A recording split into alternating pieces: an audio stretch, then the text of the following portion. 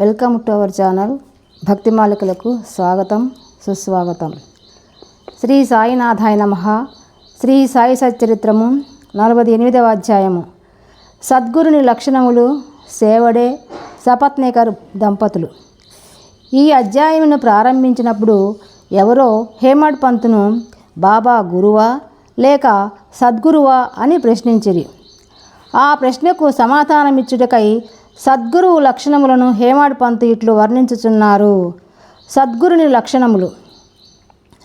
ఎవరు మనకు వేదాంతములను షట్శాస్త్రములను బోధించెదరో, ఎవరు చక్రాంకితము చేసెదరో, ఎవరు ఉచ్ఛ్వాస నిశ్వాసములను బంధించెదరో, ఎవరు బ్రహ్మమును గూర్చి అందముగా ఉపన్యసించెదరో, ఎవరు భక్తులకు మంత్రోపదేశం చేసి దానిని పునశ్చరణము చేయుబందురో, ఎవరు తమ వాక్ శక్తిచే జీవిత పరమావధిని బోధించగలరు, కానీ ఎవరు స్వయముగా ఆత్మ సాక్షాత్కారము పొందలేరో అట్టివారు సద్గురువులు కారు. ఎవరైతే చక్కని సంభాషణల వల్ల మనకు ఇహపర సుఖములందు విరక్తి కలగజేసెదరో, ఎవరు ఆత్మ సాక్షాత్కారమందు మనకు అభిరుచి కలుగున్నట్లు చేసెదరో, ఎవరైతే ఆత్మ సాక్షాత్కార విషయమున పుస్తక జ్ఞానమేగాక ఆచరణ యందు అనుభవము కూడా పొందియున్నారో అట్టివారు సద్గురువులు. ఆత్మ సాక్షాత్కారమును స్వయముగా పొందని గురువు దానిని శిష్యులకు ఎట్లు ప్రసాదించగలరు? సద్గురువు స్వప్నమందైనను శిష్యుల నుండి సేవను గాని ప్రతిఫలమును గాని ఆశించడు. దానికి బదులుగా శిష్యులకు సేవ చేయతలుచును. తాను గొప్పవాడనియు తన శిష్యుడు తక్కువవాడనియు భావించడు. సద్గురువు తన శిష్యుని కొడుకు వలె ప్రేమించుటయే కాక తనతో సరిసమానముగా చూచును, లేదా పరబ్రహ్మ స్వరూపముగా చూచును. సద్గురుని ముఖ్య లక్షణము ఏమనా, వారు శాంతమునకు ఉనికి పట్టు. వారెన్నడూ చాపల్యమును గాని చికాకును గాని చెందరు. తమ పాండిత్యమునకు వారు గర్వించరు. ధనవంతులు, పేదలు, ఘనులు, నీచులు వారికి సమానమే. హేమడ్ పంతు తన పూర్వజన్మ సుకృతముచే సాయిబాబా వంటి సద్గురువు ఆశీర్వాదమును సహవాసమును పొందెనని తలంచెను. బాబా యవ్వనమందు కూడా ధనము కూడబెట్టలేదు. వారికి కుటుంబము కానీ స్నేహితులు కానీ ఇల్లు కానీ ఎట్టి ఆధారము కానీ లేకుండెను. 18 ఏండ్ల వయస్సు నుండి వారు మనస్సును స్వాధీనమందించుకొనిరి. వారు ఒంటరిగా నిర్భయముగా ఉండేవారు. వారు ఎల్లప్పుడూ ఆత్మానుసంధానమునందు మునిగి ఉండేవారు. భక్తుల స్వచ్ఛమైన అభిమానమును చూచి వారి మేలు కొరకు ఏమైనా చేయుచుండెడివారు. ఈ విధముగా వారు తమ భక్తులపై ఆధారపడి ఉండేవారు. వారు భౌతిక శరీరముతో ఉన్నప్పుడు తమ భక్తులకు ఏ అనుభవములను ఇచ్చుచుండిరో అట్టివి వారు మహాసమాధి చెందిన పిమ్మట కూడా వారిపై ఆధారపడిన భక్తులకు ఇప్పటికిని వసగుచున్నారు. అందుచే భక్తులు చేయవలసినదేమన, భక్తి విశ్వాసములనెడు హృదయ దీపమును సరిచేయవలను, ప్రేమయను వత్తిని వెలిగించవలను. ఎప్పుడిట్లు చేసెదరో అప్పుడు జ్ఞానమనే జ్యోతి వెలిగి ఎక్కువ తేజస్సుతో ప్రకాశించును. ప్రేమ లేని జ్ఞానము ఉత్తది. అట్టి జ్ఞానము ఎవరికీ అక్కరలేదు. ప్రేమ లేనిచో సంతృప్తి ఉండదు. కనుక మనకు అవిచ్ఛిన్నమైన అపరిమిత ప్రేమ ఉండవలెను. ప్రేమను మనమెట్లు పొగడగలము? ప్రతి వస్తువు దాని ఎదుట ప్రాముఖ్యము లేనిదగును. ప్రేమ ఎనున్నదే లేని ఎడ్ల చదువుట గాని వినుట గాని నేర్చుకొనుట గాని నిష్ఫలములు. ప్రేమ అనున్నది వికసించినచో భక్తి, నిర్వ్యామోహము, శాంతి, స్వేచ్ఛలు పూర్తిగా ఒకటి తరువాత ఇంకొకటి వచ్చును. దేనిని గూర్చి గాని మిక్కిలి చింతించినదే దాని యందు మనకు ప్రేమ కలగదు. యథార్థమైన కాంక్ష, ఉత్తమమైన భావమున్న చోటనే భగవంతుడు తానై సాక్షాత్కరించును. అదియే ప్రేమ, అదే మోక్షమునకు మార్గము. ఈ అధ్యాయములో చెప్పవలసిన ముఖ్య కథను పరిశీలించడము. స్వచ్ఛమైన మనస్సుతో ఎవరైనను నిజమైన యోగీశ్వరుని వద్దకు పోయి వారి పాదములపై పడినచో తుట్టతుదకు అతడు రక్షింపబడును. ఈ విషయము దిగువ కథల వలన విశదపడును. సేవడే. షోలాపూర్ జిల్లా అక్కల్కోట నివాసి సపత్నేకర్ న్యాయ పరీక్షకు చదువుచుండెను. తోటి విద్యార్థి సేవడే అతనితో చేరెను. ఇతర విద్యార్థులు కూడా గుమిగూడి తమ పాఠముల జ్ఞానము సరిగా ఉన్నది లేనిది చూచుకొనుచుండిరి. ప్రశ్నోత్తరముల వలన సేవడేకు ఏమియూ రానట్లు తోచెను. తక్కిన విద్యార్థులు అతనిని వెక్కిరించిరి. అతడు పరీక్షకు సరిగా చదవకపోయినను తన యందు సాయిబాబా కృప ఉండుటచే ఉత్తీర్ణుడగుదును అని చెప్పెను. అందుకు సపత్నేకర్ ఆశ్చర్యపడెను.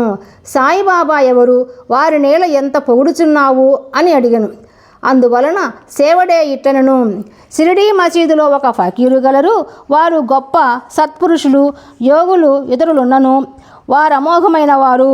పూర్వజన్మ సుకృతమున్న కానీ మనము వారిని దర్శించలేము. నేను పూర్తిగా వారినే నమ్మి ఉన్నాను. వారు పలుకున్నది ఎన్నడూ అసత్యము కానేరదు.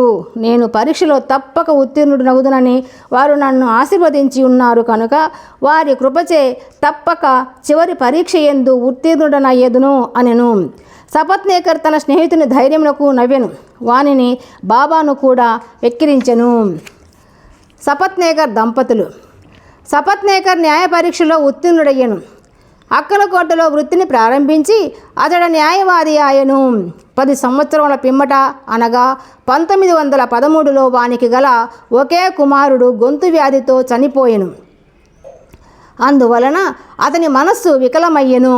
పండరీపురం, గానుగాపురం మొదలగు పుణ్యక్షేత్రములకు యాత్రార్థము పోయి శాంతి పొందవలన అనుకొనెను.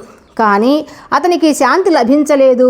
వేదాంతం చదివెను, కానీ అది కూడా సహాయపడలేదు. అంతలో సేవడే మాటలు అతనికి బాబా యందు గల భక్తి జ్ఞప్తికి వచ్చెను. కాబట్టి తాను కూడా షిరిడీకి పోయి శ్రీ సాయిని చూడవలెనని అనుకొనెను. అతడు తన సోదరుడగు పండితరావుతో షిరిడీకి వెళ్ళెను. దూరము నుండియే బాబా దర్శనము చేసి సంతసించెను. గొప్ప భక్తితో బాబా వద్దకేగి ఒక టెంకాయ నచ్చటబెట్టి బాబా పాదములకు సాష్టాంగ నమస్కారము చేసెను. బయటకు పొమ్ము అని బాబా అరిచెను. సపత్నేకర్ తల వంచుకొని కొంచెం వెనుకకు జరిగి అచట కూర్చుండెను. బాబా కటాక్షమును పొందుటకు ఎవరి సలహా అయినా తీసుకొనుటకు యత్నించెను. కొందరు బాలాషింపి పేరు చెప్పిరి. అతని వద్దకు పోయి సహాయమును కోరెను. వారు బాబా ఫోటోలను కొని బాబా వద్దకు మసీదుకు వెళ్ళిరి. బాలాషింపి ఒక ఫోటోను బాబా చేతిలో పెట్టి అదెవరిదని అడిగెను. దానిని ప్రేమించు వారిదని బాబా చెప్పుచు సపత్నేకర్ వైపు చూసెను. బాబా నవ్వగా అచటి వారందరూ నవ్విరి. బాల ఆ నవ్వు యొక్క ప్రాముఖ్యమేమని బాబాను అడుగుచు సపత్నేకర్ దగ్గరకు జరిగి బాబా దర్శనము చేయుమనెను. సపత్నేకర్ బాబా పాదములకు నమస్కరించగా బాబా తిరిగి వెడలిపొమ్మని అరచెను. సపత్నేకర్కు ఏమి చేయవలనో తోచకుండెను. అన్నదమ్ములిద్దరూ చేతులు జోడించుకొని బాబా ముందు కూర్చుండిరి. మసీదు ఖాళీ చేయుమని బాబా సపత్నేకరును ఆజ్ఞాపించెను. ఇద్దరు విచారముతో నిరాశ చెందిరి. బాబా ఆజ్ఞను పాలించవలసి ఉండుటచే సపత్నేకర్ షిరిడీ విడవవలసి వచ్చెను. ఒకసారి వచ్చినప్పుడు ఎప్పుడైనా దర్శనమివ్వాలనని అతడు బాబాను వేడెను. సపత్నేకర్ భార్య. 1 సంవత్సరం గడిచెను, కానీ అతని మనసు శాంతి పొందకుండెను. అతడు గానుగాపురం వెళ్ళెను, కానీ అశాంతి ఎచ్చెను. విశ్రాంతికై మాడేగాం వెళ్ళెను. తుదకు కాశీ వెళ్ళుటకు నిశ్చయించుకొనెను. బయలుదేరుటకు 2 దినములకు ముందు అతని భార్యకు ఒక స్వప్న దృశ్యము కనపడెను. స్వప్నములో ఆమె నీళ్ల కొరకు కుండ పట్టుకొని లకర్షాబావికి పోవుచుండెను.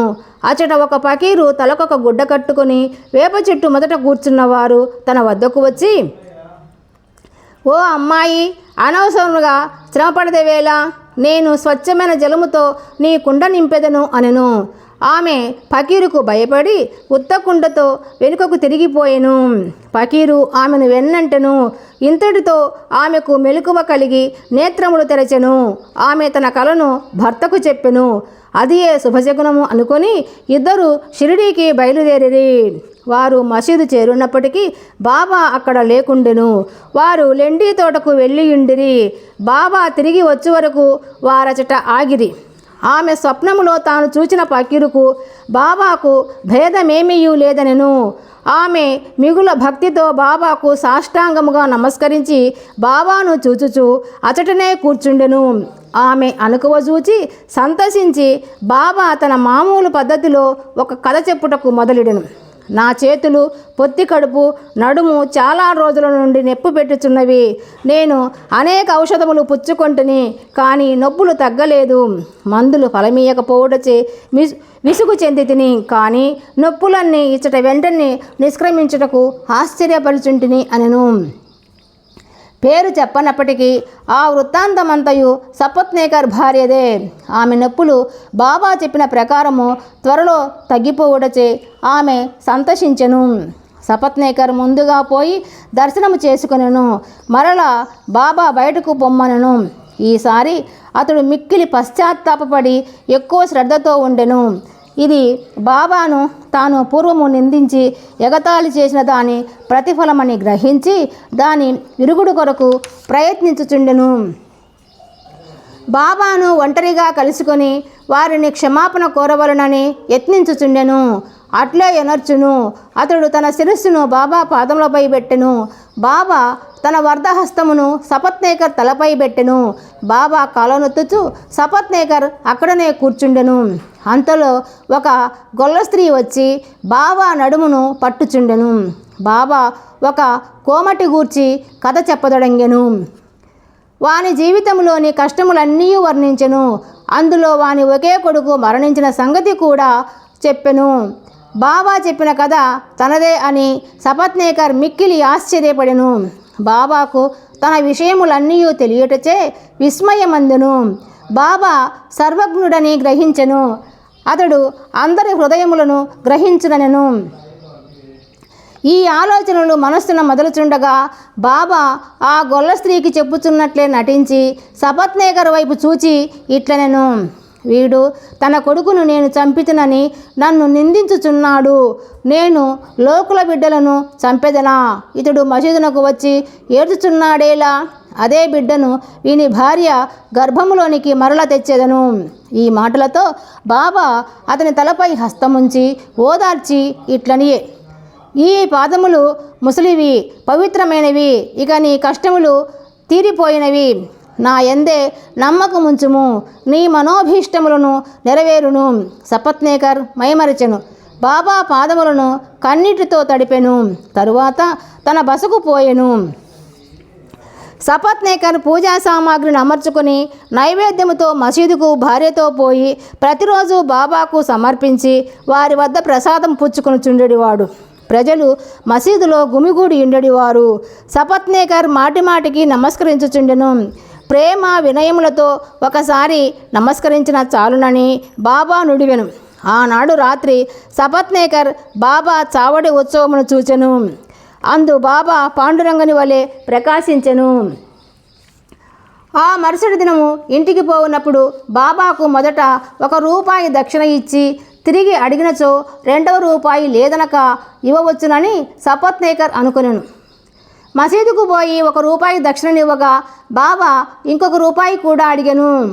బాబా వారిని ఆశీర్వదించి ఇట్లనెను, టెంకాయను తీసుకొనుము, నీ భార్య చీరకొంగులో పెట్టుము, హాయిగా పొమ్ము, మనసునందు ఎట్టి ఆందోళన ఉంచకుము. అతడు అట్లే చేసెను. 1 సంవత్సరంలో కొడుకు పుట్టెను. 8 మాసముల శిశువుతో భార్యాభర్తలు షిరిడీకి వచ్చి ఆ శిశువును బాబా పాదములపై పెట్టి ఇట్లు ప్రార్థించిరి, ఓ సాయి, నీ బాకి నెటుల తీర్చుకొనగలమో మాకు తోచకున్నది కనుక మీకు సాష్టాంగ నమస్కారము చేయుచుంటిమి. నిస్సహాయుల మగుటచే మమ్ము ఉద్ధరించవలసినది. ఇక మీదట మేము మీ పాదములనే ఆశ్రయించదముగాక. అనేక ఆలోచనలు, సంగతులు స్వప్నావస్థలోను జాగ్రత్తావస్థలోను మమ్ములను బాధించును. మా మనసులను నీ భజన వైపు మరల్చి మమ్ము రక్షింపుము. ఆ దంపతులు తమ కుమారునకు మురళీధర్ అను పేరు పెట్టిరి. తరువాత భాస్కర్, దినకర్ అను 2 జన్మించిరి. బాబా మాటలు వృధా పోవని సపత్నేకర్ దంపతులు గ్రహించిరి. అవి అక్షరాల జరుగుచున్నవి.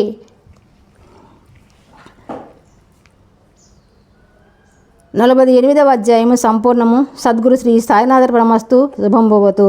ఈ వీడియో మీకు నచ్చినట్లయితే లైక్ చేయండి, షేర్ చేసుకోండి, సబ్స్క్రైబ్ చేయండి ప్లీజ్.